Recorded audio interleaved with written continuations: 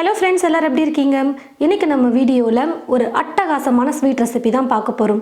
அதாவது இன்றைக்கி நம்ம வீடியோவில் கல்யாண வீட்டு கேசரி எப்படி செய்கிறதுன்னு பார்க்க போகிறோம். அது என்ன கல்யாண வீட்டு கேசரி அப்படின்னு சொல்லிட்டு நீங்கள் யோசிக்கலாம்.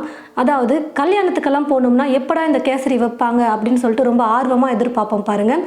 அது ஏன்னா அந்த டேஸ்ட் வந்து பார்த்திங்கன்னா அவ்வளோ சூப்பராக இருக்கும். அதே மாதிரி நம்ம இன்றைக்கி வீட்டில் அதே டேஸ்ட்டில் சூப்பராக நம்ம கல்யாண வீட்டு கேசரி செய்ய போகிறோம். வாங்க கேசரி எப்படி செய்கிறதுன்னு பார்க்கலாம். முதல்ல ரவையை வறுத்து எடுத்துக்கலாம். கேசரி செய்கிறதுக்கெல்லாம் வந்து பார்த்திங்கன்னா ரவை வந்து நல்லா பொடியாக இருக்கிற மாதிரி இருக்கும் பார்த்திங்களா, அதை எடுத்துக்கோங்க. ஒரு கப் அளவுக்கு நான் ரவை எடுத்திருக்கேன். நீங்கள் எந்த கப்பில் ரவை எடுக்கிறீங்களோ அதே கப்பில் மற்ற எல்லா பொருட்களையும் அளந்து சேர்த்துக்கிட்டிங்கன்னா கேசரி ரொம்ப சூப்பராக வரும்.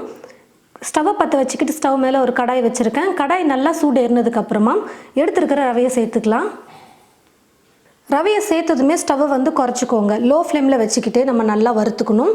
குறைஞ்சது 4லிருந்து 5 நிமிஷத்துக்கு ஸ்டவ்வை லோ ஃப்ளேமில் வச்சுட்டே நல்லா வறுத்துக்கோங்க. கூடவே ஒரு ஸ்பூன் நெய் சேர்த்துட்டு நான் வறுத்துக்கிறேன். நிறைய பேர் செய்கிற தவறு வந்து பார்த்திங்கன்னா ரவை வறுப்படணும், ஆனால் சீக்கிரமாக வறுப்படணும் அப்படின்னு சொல்லிட்டு தீ ஃபுல்லாக வச்சுட்டு சும்மா 1 நிமிஷம் 2 நிமிஷம் வறுத்து எடுத்துருவாங்க. ஆனால் ரவையை எப்போவுமே அந்த மாதிரி வறுக்கக்கூடாது. லோ ஃப்ளேமில் வச்சுட்டு குறைஞ்சது ஒரு 4-5 நிமிஷத்துக்கு நம்ம வறுக்கும்பொழுது தான் நல்லா சூப்பராக ரவை வறுப்பட்டு வரும். ரவையோட பச்சை மணம் வந்து நல்லா போகணும். அதனால் கொஞ்சம் பொறுமையாக தான் நம்ம வறுத்து எடுக்கணும்.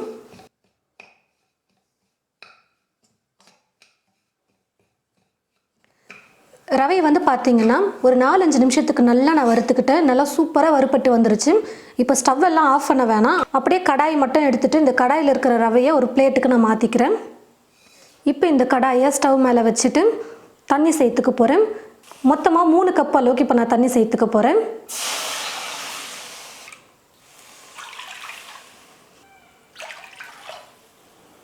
தண்ணி நல்லா கொதிக்கட்டும். அதுக்கப்புறமா தண்ணி நல்லா இந்த மாதிரி கொதிச்சதுக்கப்புறமா ஃபுட் கலர் வந்து சேர்த்துக்க போகிறேன். உங்களுக்கு எந்த கலரில் கேசரி வேணும்னு நினைக்கிறீங்களோ அந்த ஃபுட் கலர் சேர்த்துக்கோங்க. நான் வந்து ஆரஞ்சு கலர் தான் சேர்த்துக்க போகிறேன். உங்களுக்கு எல்லோ கலரில் வேணும்னாலும் நீங்கள் எல்லோ கலர் ஃபுட் கலர் சேர்த்துக்கலாம். இப்போ வந்து ஸ்டவ்வை லோ ஃப்ளேமில் வச்சுக்கோங்க. தீயை இதுக்கப்புறம் குறைச்சிட்டு தான் நம்ம குக் பண்ணணுமே. எப்போவுமே வறுத்து எடுத்து வச்சுருக்கிற ரவையை வந்து இப்போ கொஞ்சம் கொஞ்சமாக சேர்த்துக்க போகிறேன். மொத்தமாக சேர்த்திங்கன்னா உருண்டை கட்டிக்கும். கொஞ்சம் கொஞ்சமாக சேர்த்து இப்படி கரண்டி வச்சு கலந்து கொடுங்க. அப்போ கொஞ்சம் கூட உருண்டையே இல்லாமல் நம்மளால் கேசரி வந்து பர்ஃபெக்டாக செய்ய முடியும்.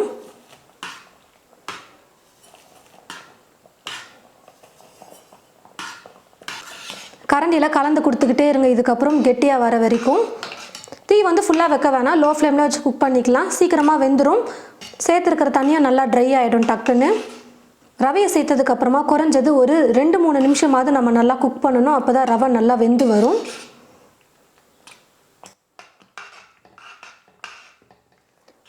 பாருங்கள் ஃப்ரெண்ட்ஸ், 2 நிமிஷம் தான் நான் குக் பண்ணேன். அதுக்கே பார்த்தீங்கன்னா தண்ணி ஃபுல்லாக ட்ரை ஆகிடுச்சு. ரவையும் நல்லா வெந்து வந்துருச்சு. இப்போ இது கூட சர்க்கரை வந்து சேர்த்துக்கிறேன். 1 கப் அளவுக்கு சர்க்கரை சேர்த்துக்கிறேன்.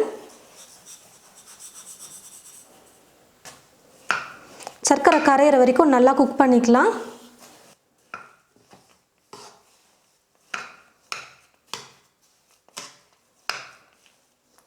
பாருங்கள் ஃப்ரெண்ட்ஸ், சர்க்கரை வந்து நல்லா கரைஞ்சி வந்துருச்சு. ரவையை சேர்த்ததுக்கப்புறமா நம்ம ஸ்டவ்வை லோ ஃப்ளேமில் வச்சுட்டே தான் குக் பண்ணணும். இப்போது இந்த பக்கம் நல்லா குக் ஆகிட்டே இருக்கட்டும். இன்னொரு பக்கம் ஸ்டவ்வில் வந்து நான் நெய் ஊற்றி முந்திரி திராட்சையை வறுத்து எடுத்துக்க போகிறேன். 1/4 கப் அளவுக்கு நெய் சேர்த்துக்கிறேன்.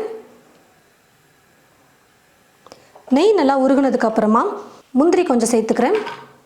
உங்களுக்கு முந்திரி திராட்சை எவ்வளோ வேணுமோ அந்த அளவுக்கு நீங்கள் சேர்த்துக்கோங்க. ஓரளவுக்கு முந்திரி வறுப்பட்டதும் கூடவே கொஞ்சம் உலர் திராட்சை சேர்த்து வறுத்துக்கிறேன். முந்திரி திராட்சை நல்லா வறுப்பட்டு வந்துருச்சு. இப்போ நான் ஸ்டவ் ஆஃப் பண்ணிவிட்டு இதை எடுத்துடுறேன். இப்போ இன்னொரு பக்கம் ஸ்டவ்வில் நம்ம குக் பண்ணிகிட்ருக்கோம் பார்த்தீங்களா கேசரி. அந்த கேசரியில் நெய்யோடு சேர்த்து இந்த முந்திரி திராட்சையை சேர்த்துக்க போகிறேன். கூடவே ஏலக்காய் தூள் ஒரு 1/4 ஸ்பூன் அளவுக்கு சேர்த்துக்கிறேன். எல்லாத்தையும் சேர்த்து கலந்து கொடுத்துக்கலாம். சர்க்கரை சேர்த்ததுக்கப்புறமா குக் பண்ண கொஞ்சம் கெட்டியான கன்சிஸ்டன்சிக்கு கேசரி வந்துருச்சு.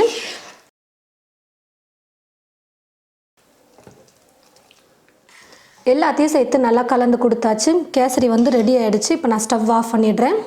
நல்லா பர்ஃபெக்டாக சூப்பராக நம்ம கேசரி வந்து ரெடி பண்ணிட்டோம். இப்போ ஒரு பவுலில் நம்ம கேசரியாக சர்வ் பண்ணிக்கலாம். பாருங்கள் ஃப்ரெண்ட்ஸ், நல்லா டேஸ்டியாக சூப்பராக நம்ம கேசரி வந்து ரெடி பண்ணிட்டோம். இந்த கல்யாணத்துக்கெல்லாம் போனோம்னு வச்சுக்கோங்களேன், கேசரி எப்படா இலையில வைப்பாங்க அப்படின்னு தோணும். கல்யாண வீட்டில் போய் நம்ம அந்த கேசரியை சாப்பிடும்போதே அவ்வளோ டேஸ்ட்டு சூப்பராக இருக்கும். இன்னும் கொஞ்சம் வைக்க மாட்டாங்களா அப்படின்ற அளவுக்கு தோணும். அவ்வளோ நல்லா டேஸ்டியாக செய்வாங்க. அதே மாதிரி டேஸ்ட்டில் தான் நம்ம இன்றைக்கி வீட்டில் செஞ்சுருக்கோம். சர்க்கரை, ரவை, தண்ணி எல்லாமே கரெக்டான அளவு போட்டு இதே மாதிரி நீங்கள் செஞ்சீங்கன்னா உங்களுடைய வீட்டில் அவ்வளோ பாராட்டு உங்களுக்கு கிடைக்கும். ஏன்னா அந்த அளவுக்கு ரொம்ப விரும்பி சாப்பிடுவாங்க. நீங்கள் செஞ்சு வச்ச கேசரி ஃபுல்லாக சாப்பிட்டு முடிச்சுட்டு திரும்பவும் இருக்கா அப்படின்னு சொல்லிட்டு தான் கேட்பாங்க. அந்த அளவுக்கு ரொம்ப டேஸ்டியாக இருக்கும் இந்த ரவா கேசரி. அதுவும் முக்கியமாக நம்ம நெய்யெல்லாம் வந்து நிறைய போட்டு செஞ்சுருக்கிறதுனால சாப்பிடவே அவ்வளோ சூப்பராக இருக்கும். கண்டிப்பாக கேசரியில் நெய் போட்டு செஞ்சிங்கன்னா அவ்வளோ டேஸ்ட் நல்லாயிருக்கும். ஒரு சிலர் வந்து நெய் இல்லாமல் செய்ய முடியுமான்னு கேட்குறீங்க, செய்யலாம். ஆனால் டேஸ்ட் வந்து பார்த்தீங்கன்னா அதுக்கும் கொஞ்சம் டிஃபர் ஆகும். நெய் போட்டு செய்யும் போது தான் அந்த டேஸ்ட்டே அட்டகாசமாக இருக்கும். கண்டிப்பாக நீங்கள் உங்களுடைய வீட்டில் இதே அளவுகளை கொண்டு உடனே நீங்கள் ஒரு 10 நிமிஷத்துலேயே இந்த கேசரியை செஞ்சு கொடுத்து பாருங்கள். எல்லோரும் ரொம்ப விரும்பி சாப்பிடுவாங்க. ட்ரை பண்ணி பார்த்துட்டு எப்படி இருக்குன்னு மறக்காமல் கமெண்ட் பாக்ஸில் வந்து கமெண்ட் பண்ணுங்கள். இந்த வீடியோவை மற்றவங்களுக்கும் ஷேர் பண்ணுங்கள். இது போல் நிறைய ரெசிபீஸ் பார்க்க தமிழ் ஃபுட் மசாலா சேனலை மறக்காமல் சப்ஸ்கிரைப் பண்ணிக்கோங்க. தேங்க்யூ.